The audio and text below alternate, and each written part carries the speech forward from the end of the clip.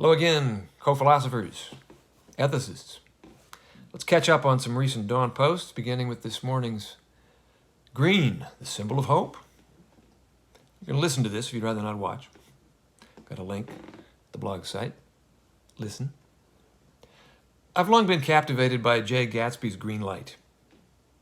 The orgiastic future that year by year recedes before us.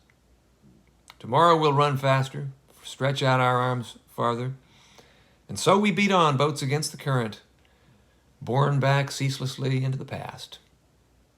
Is that green light a symbol of hope, or futility, or perseverance, or Sisyphean absurdity, or foolish optimism, or maybe melioristic pragmatism?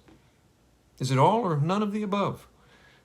The thing about symbols is that they are outer projections of our inner thoughts and aspirations. Inchoate, hard to handle, hard to identify aspirations, which are variable and changing. So I'll opt for all, though not all at once. In environmental ethics yesterday, we were discussing the symbolic importance of American participation in and withdrawal from international climate protocols like the Kyoto Agreements or the Paris Accords. Trump announcing that he would not abide by such toothless statements, says Hope Jarwin, was like her declaring that she'd not rule Britannia after QE2. It was never going to happen, so what difference does it make? But symbols do matter. American leadership used to matter. Now, it would be nice if American actors and actions on the world stage simply stopped making us cringe with embarrassment. It would matter if our elected representatives were not racist, nationalist, xenophobic, misanthropic morons. Sure, from the perspective of systemic revolutionaries who want to replace the current system entirely, the difference between Republicans and Democrats seems slight. But the day-to-day experience of living in the shadow of Drumpf and the Deplorables, wouldn't that be a good band name? The constant trepidation and quite palpable fear of what could possibly come next. The worry that they'll somehow top themselves again today, and tomorrow, and tomorrow, and tomorrow. As they did today, as he did, indicating that we'll just have to see whether he accepts the election results. The terror that a distracted, semi-educated electorate will give them 4 more years of rope to hang us with. The grinding psychic toll of the steady drip, drip, drip of disaster looming. That matters. So today, the green light symbolizes my fervent hope that they shall go soon. Green means go. And by the way, according to the Texas Medical Center, exposure to green light may reduce pain. Couldn't hurt. Well, all of that was inspired by the Writer's Almanac this morning, which noted that today is the birthday of F. Scott Fitzgerald, Francis Scott Fitzgerald in St. Paul, Minnesota, 1896. He said the test of a first-rate intelligence is the ability to hold 2 opposed ideas in the mind at the same time and still retain the ability to function. Fitzgerald's favorite poet was John Keats, whose notion of negative capability must have planted that thought. Negative capability, that is, when man is capable of being in uncertainties, mysteries, doubts, without any irritable reaching after fact and reason. A site called VQR has this observation. Keats insisted that great art arose from what he termed negative capability. First, his account of that may seem to advocate anti-intellectualism, a turning away from reason. But Fitzgerald elucidated the notion expertly with his talk of a first-rate intelligence. You don't sustain those without reason.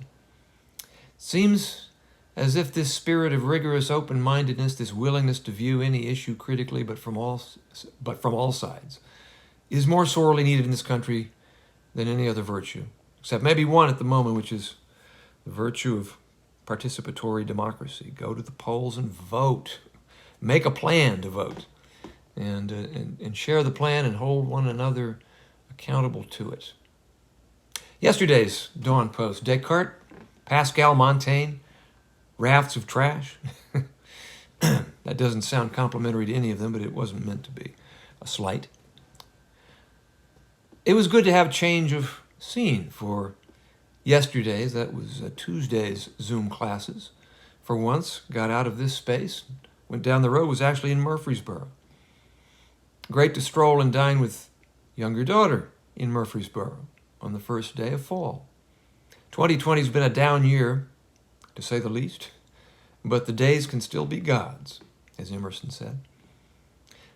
Today, that's Wednesday in Ko-Fi, we turn to three French philosophers, Descartes, the pretend skeptic, Montaigne, the real one, and Pascal, the gambler, who wanted desperately to suppress his doubts in deference to the promises of faith, Catholic faith in particular in his case. René Descartes, also formally affiliated with the Catholic Church, though they considered many of his writings heretical,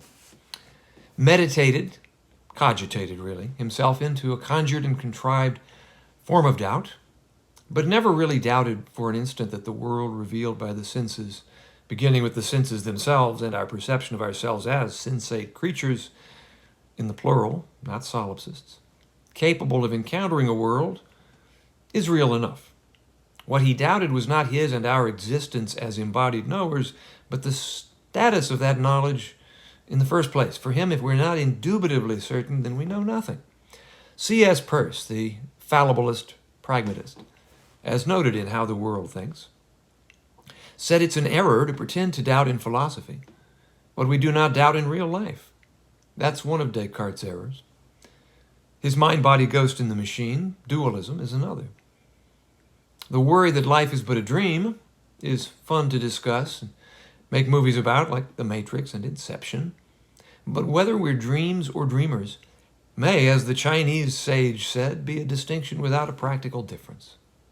Blaise Pascal, best known for his famous wager and its "what have you got to lose" premise, important questions. But I'm more struck by his statement that the immensity and silence of the night sky terrified him. Fear, in general, as we were also discussing in environmental ethics, seems to have motivated his approach to theology, and specifically fear of eternal damnation. As we said in one of our Zoom sessions, fear-based thinking and living is ill-advised in politics, probably in religion too, probably just in life. So, one of our questions was, can you freak out without succumbing to fear and being locked up and incapable of taking effective, sustained action? I think go ahead and freak out, but don't surrender to terror. Michel de Montaigne's rhetorical, skeptical question, "Que sais-je?" What do I know? Is a good question. He knew a bit, though. The answer depends on what we want from knowledge, and if it's not Cartesian certainty, but rather practical guidance, tempered by humility and a willingness to revise our beliefs and practices in the light of what we learn, if that's what it is, then I think he knew quite a lot. He learned to get back on the horse that threw him, and knew that life should not be lived in fear of dying or anything else. In Fantasyland, we saw Kurt Anderson saying that Christian religiosity is the grandest and greatest conspiracy of all, and that Enlightenment skepticism received a religious makeover in America that predisposed the national mind to become an incubator of conspiracy-mindedness. The QAnon nonsense lately is just the latest incarnation of that, of an old tendency going back to the Freemasons, whose big secret, said Ben Franklin, was that they had none at all. Wouldn't it be nice if nations and traditions just stopped insisting on exclusive divine sanction for their beliefs? In How the World Thinks, we wonder about Islamic notions of perfect divine transcendental unity and their disunifying consequences. Is ordinary experience, day to day, nothing more than a powerful illusion? Does anyone ever really act as if they believe that? Is it possible to function effectively and happily with such an attitude, or in predestination and one's pre-recorded destiny?